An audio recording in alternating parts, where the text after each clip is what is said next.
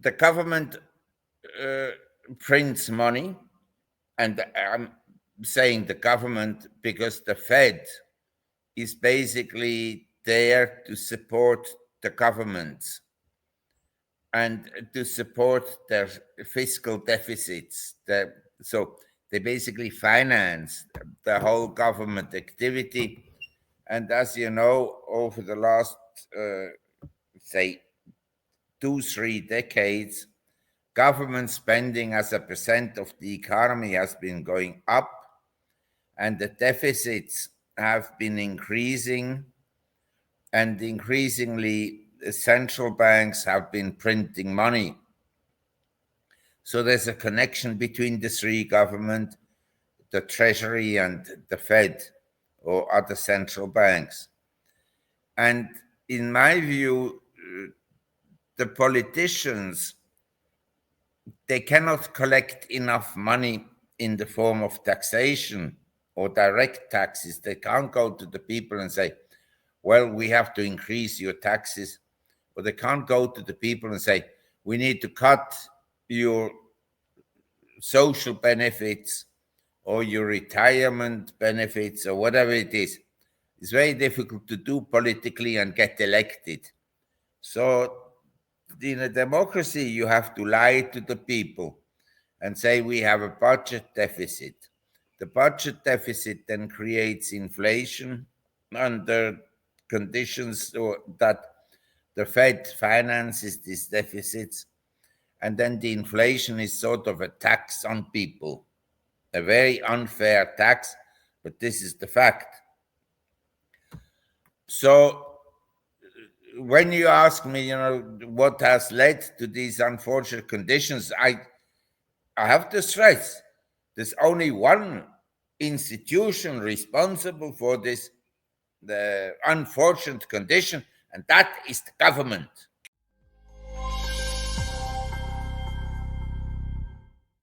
Hey everyone, and welcome to another episode of the WTFinance podcast. On this episode, I have the pleasure of welcoming back a very popular guest, Marc Faber. So Marc is a well-known contrarian investor and the editor and publisher of the Gloom, Boom, and Doom report. So Marc, thanks so much for coming back on the podcast. It's my pleasure. Thank you. And good day to all your viewers and listeners. Yeah, thank you so much for coming back. You're definitely one of our more popular guests, and everyone really appreciates your views and what you're currently seeing in the economy and markets. And it's been a crazy last few months since we spoke, so I'd be really interested in hearing your opinions on what we're seeing in the economy and in the markets overall. Well, obviously, I'm not everywhere in the world, but say in Thailand, the economy is doing poorly, and this is also reflected in the stock market. In general, what I see socially and economically in the world is that the economy of the very wealthy people, the 0.1%, is doing very well. And the economy of the typical household, the median household, is not doing well because the cost of living has been going up a lot and the wages haven't gone up that much. So in real terms, incomes are down. And this is reflected, say, in the industry that has been booming, namely housing. Home prices have gone up dramatically, even if measured since the peak in 2007. After 2007, we had a dip, and in some cities, a sharp decline in home prices, and then we went ballistic again. But from the peak, we're down a bit, and what is down meaningfully is affordability. In other words, people, they would like to buy a house, but they can't afford to buy a house. And this is a problem for young people. They all like to have a family and a house and so forth, but they don't want, they can't afford to buy it, to pay for it. Because as you know, mortgage rates have been going up. So this is throughout the economy. if you read the earnings announcement of companies like Dollar General, Walmart, and so forth, Dollar Tree, uh, then they all point out that the spending power has been reduced by households, and that they are struggling basically. So that is the state of the global economy. And in most countries, the economy, in some cases, the economy is sort of recovering somewhat, and in other countries, it's turning down, and in some countries, it's just stagnating. Okay, makes sense. And why do you think there's been this divide? Because it seems to have happened everywhere. That it's more obvious the last 6 years since after COVID, but it seems to be something that's the last 17 years since 2008. There's been a divide between the very wealthy and the not so wealthy. Well, I think the responsibility for this unfortunate condition lies with the government.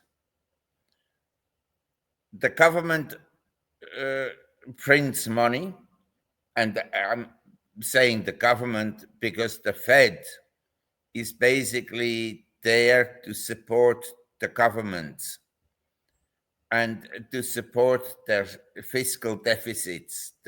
So they basically finance the whole government activity. And as you know, over the last, say, 2, 3 decades, government spending as a percent of the economy has been going up, and the deficits have been increasing, and increasingly, the central banks have been printing money. So there's a connection between the three government, the Treasury, and the Fed or other central banks. And in my view, the politicians, they cannot collect enough money in the form of taxation or direct taxes. They can't go to the people and say, well, we have to increase your taxes. Or they can't go to the people and say, we need to cut your social benefits or your retirement benefits or whatever it is. It's very difficult to do politically and get elected. So in a democracy, you have to lie to the people and say we have a budget deficit. The budget deficit then creates inflation under conditions that the Fed finances these deficits, and then the inflation is sort of a tax on people, a very unfair tax, but this is the fact. So when you ask me, what has led to these unfortunate conditions, I have to stress there's only one institution responsible for this the unfortunate condition, and that is the government.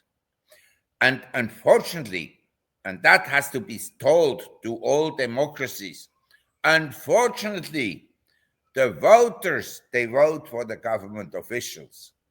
So they themselves, they created the problem because they like the benefits from printing money.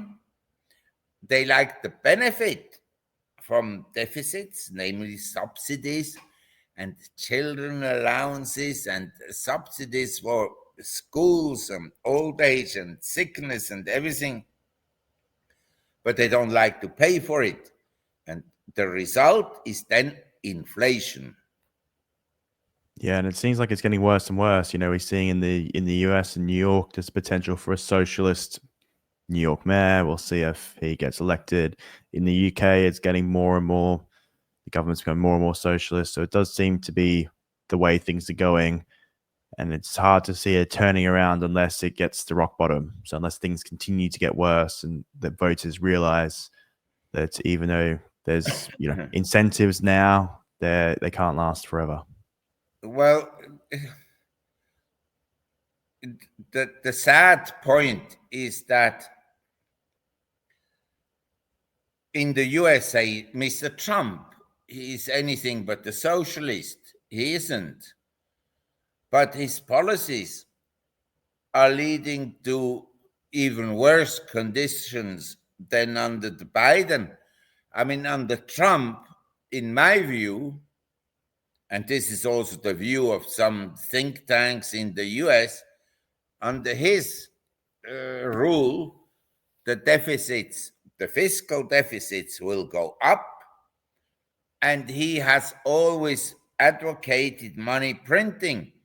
He wants to force the Fed to cut interest rates at the time when probably interest rate cuts would lead to more inflation.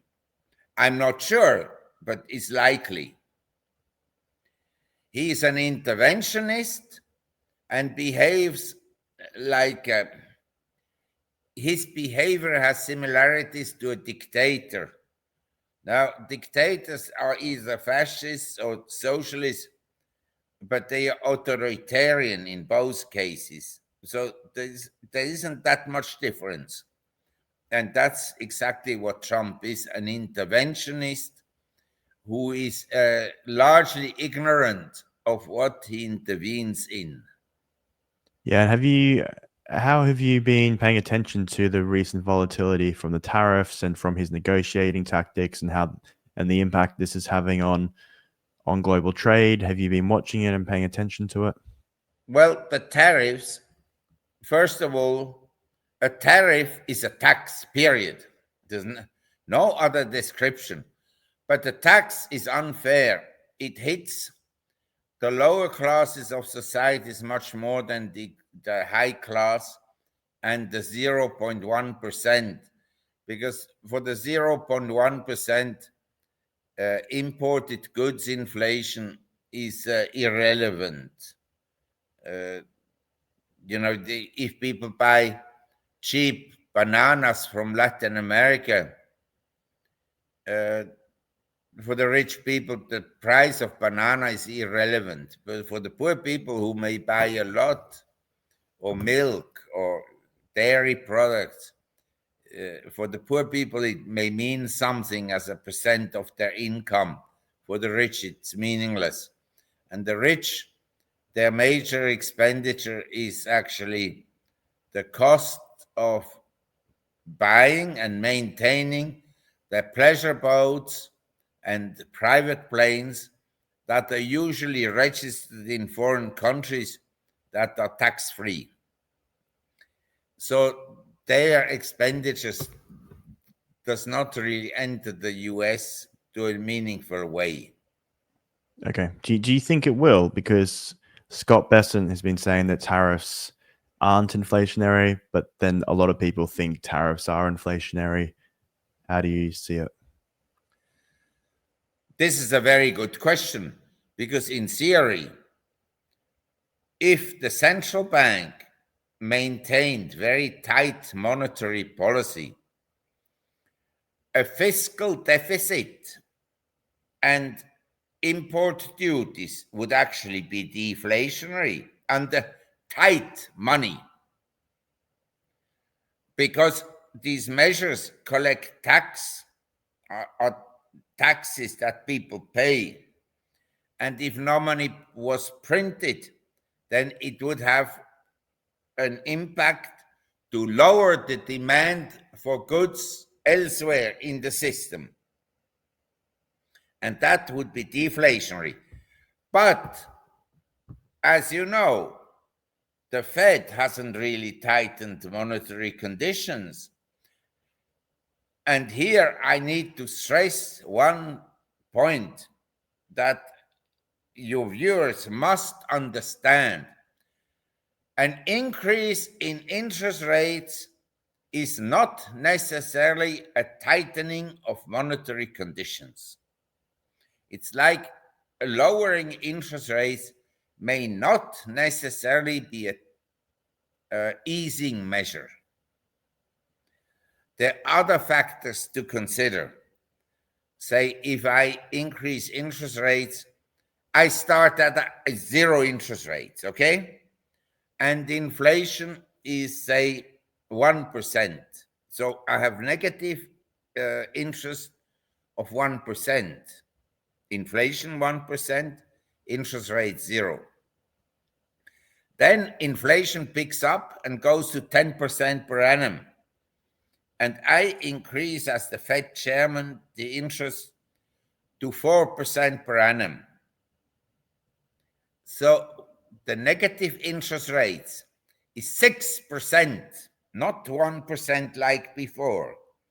So in this condition, although I increased the interest rates from 0 to 4%, I didn't tighten monetary conditions at all. I want to stress this.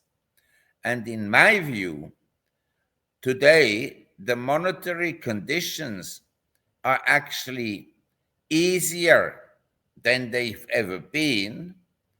And a symptom of this monetary ease is actually that the stock market is making new highs.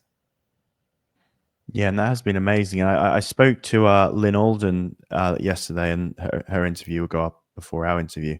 And she was saying when the government is the major producer of debt credit, they're the ones actually borrowing more than private companies. That means that they're less interest rate sensitive. They don't care what the borrowing cost is. They'll keep borrowing money. So that means there's less, as you're saying, increasing interest rates might not actually slow the economy. Decreasing it might not actually, speed up the economy. Seems to be similar to what you're saying. Well, actually, you know, if you look at companies that are successful, they all have large cash positions. If you look at wealthy people, they all have large deposits. They own shares, they own real estate, they own cash, they have a large cash flow. So if you're cash flow positive, say in my case, a part of my income is interest income because we have deposits in my business and we maintain cash positions. So in the years of COVID and until 22, I didn't get any interest income, not even, say, 0.5% per annum. There was nothing. But now I get on my cash 4% and the bond yields are up. My cash flow is up. My business has never been better in terms of cash flow. So the notion is that monetary conditions have tightened. But looking at the action of asset markets and looking at the liquidity that still flows into speculation all over the world, I would say that liquidity hasn't tightened at all. Yeah, and that's why we're seeing, the stock market and most assets close to all-time highs, at least in the US and globally. One asset class is down a lot, and people should reflect on that. And this is commercial properties. Commercial properties have been hit very hard. And I think the next thing to get hit very hard are residential properties in the US and also elsewhere. The residential properties have been hit hard already in Hong Kong and in China and, say, in Thailand and so forth. But in many other countries, residential properties are still near the sky and rentals are near the sky. They've been coming down in some American cities, but I think we need to come down another 40% or so, because the affordability in America, and this is a problem, this is a problem of monetary inflation. The Fed, they think in their ultimate wisdom, they think that money printing solves all problems. But one issue that is not solved by money printing, and this is the affordability. The more the Fed prints, the less affordable many goods become, certainly in the housing market, but also in the shopping patterns of people, because lower class and middle class families, if they have children, they spend a lot of money on food and clothes and so forth, daily necessities. And these daily necessities are going up in price, but the incomes of these people isn't going up a lot. And so the standards of living of these people is diminishing. The wealthy people, they don't care about the grocery price. Yeah, definitely agree. Really, really interesting here. Do you think the other? So you said there's most other assets are at all-time highs. Do you think that's sustainable, or do you see there potentially being a reversal in those other assets? In my view, you raised the most important question for investors. For the last 40 years, after 1980-81, interest rates trended down until 2020, 2022. And the asset prices throughout the world for paintings, for real estate, for stocks, for bonds, and so forth, everything went up. So we were in a period of so-called asset inflation. Some people call it the bull market and so forth, but basically we had asset inflation. And because of the opening of China and later Vietnam and India and so forth, we had in general goods deflation. So we have essentially asset prices going up because of money printing and goods inflation being mild. We have service inflation that was high, particularly in the field that are controlled by the government, like healthcare and education. But in general, this was a problem for ordinary people, whereas rich people, they increased their wealth. And for that reason, any statistic will show you that the wealth inequality has exploded. We have much higher wealth inequality than ever before. Now, the question is, at some point, every inflation stops and turns into deflation.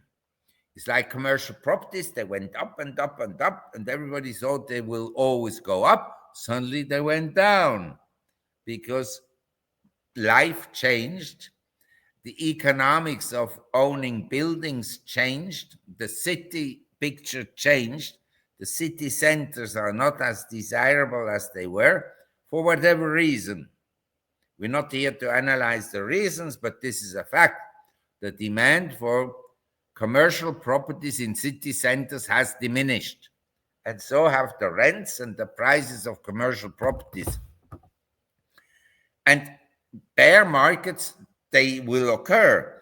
Now, I have to stress that in the case of the US, the bear market has begun, but not in nominal terms. The money printing that we have in the US and the liquidity that we still have has kept prices of stocks up. What has gone down is the US dollar. And so the stock market measured in euros is down already more than 10%.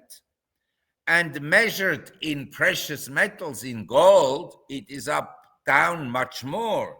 You understand? I can choose as a government to have a stable currency. I can achieve that by keeping money tight. Or I can decide to keep asset prices up, but let the currency go down. And the US will let the currency go down. That's why I'm more bearish about the dollar than the stock market. Eventually, both will come down more. But you could essentially print so much money that the stock market even goes up, but the currency tumbles. This is a possibility. And that's why I'm telling everybody, and I've told everybody for the last 40 years, you need to be your own central bank and you need to have your own reserves. So buy some precious metals, including gold, silver, and platinum. At the present time, I think that platinum is the most attractive precious metals. Yeah, it's great to go into precious metals because, as you're saying, they've really outperformed, this year and last year, and it seems like there has been a shift. Maybe it's international central banks, and as you said, individual investors realizing that they should be shifting into these precious metals to protect their purchasing power versus the US dollar and versus treasuries.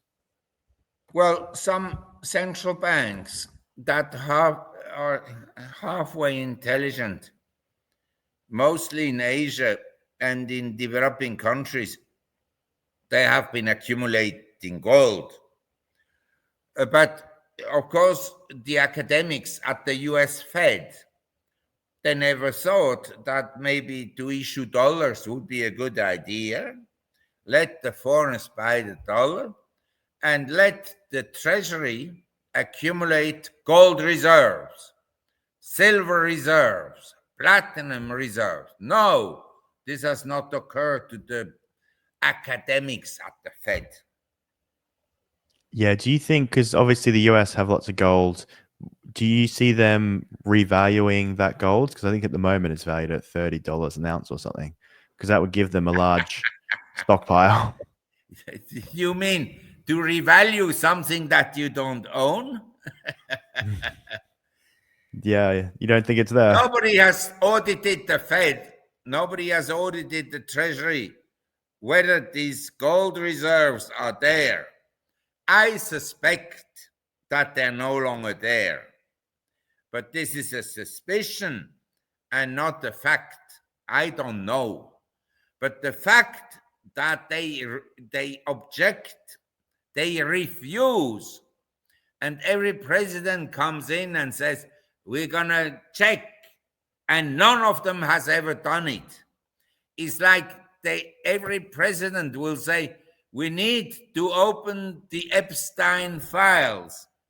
But since they're all in there, they will never open the Epstein files. Never.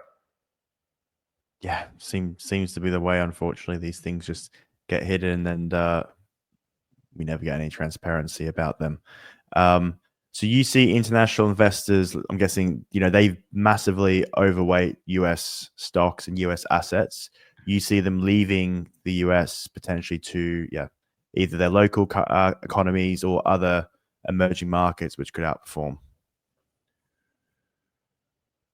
Well, this is, again, you're asking very good questions that will have a meaningful impact on investors' wealth. In my view, going forward, after 15 years, let's say, the low of the markets was in March 2009, when on March 6, 2009, the S&P hit 666. I happen to remember that because as I was interviewed, and at that time, surprisingly, I was very bullish about the market because it was terribly oversold and it was reasonably good value. Now, going forward, after this huge bull market in stocks, and at the same time, an incredible underperformance of emerging markets and underperformance of European markets. The US has practically outperformed everything over the last 15 years. In my view, a turning point has occurred at Christmas, New Year 2024. As we moved into 25, I think that at that time the markets turned, and that from here on, emerging markets and European markets will outperform the US. I also think that resource stocks, say mining companies, oil companies, anything basic industries, will outperform the FANG and semiconductor stocks that are so expensive or highly priced. So my view would be, given the conditions we have, and especially the Trump administration, that is a gift of God to holders of gold, silver, and platinum, that we have to realize he's a very bullish asset for precious metals. In any case, in that environment, I think investors, Americans and foreigners, should own much more of their assets in foreign countries than the US. I think the US dollar, its purchasing power has been going down for 100 years. It will continue to go down, and the decline, especially under the Trump administration, the decline will accelerate. And in my view, there is a chance that under this administration, the US will default for the first time. Okay. Yeah. Wow. And so it does seem like not just from a stock market perspective, but from an economic perspective, there's going to be a shift away from the US to other region, other countries. Do you see this being a move, a shift in the global economic order, or would that be too far to go?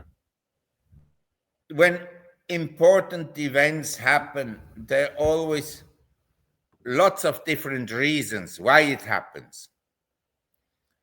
Now, in my view, if I look back, I started to work in 1970. The world was very different in 1970. China consumed 2% of all resources, commodities in the world. Now, broadly speaking, they consume 50%. China at that time was not a factor in industries. Now, they produce more cement than the rest of the world combined. They can produce more steel than the rest of the world combined, and so forth and so on. India wasn't a factor in the global economy. Now, they overtook Britain and are the fifth largest economy in the world. So the world has changed dramatically. And the biggest change is 1970. The world, the economic world, is still Europe and the US. Now, the economic world is the rest of the world. And the US and Europe are relatively small in terms of employment, in terms of number of people. 88% of the world's population does not live in Europe and the US. The world has changed. The only thing that hasn't changed is the stupidity of Western politicians that still believe that they are the dominating countries in the world. They should realize they're a small portion of the world. They cannot rule the whole world. But this is what the policies of Mr. Trump would like to achieve. And they will fail at these policies. Yeah, definitely seems to be the case. So, Mark, thank you so much for your time today. We've touched on everything, and as you said, we've You gone want to into. shut me up? No, Like, I talk really about enjoyed it. foreign countries.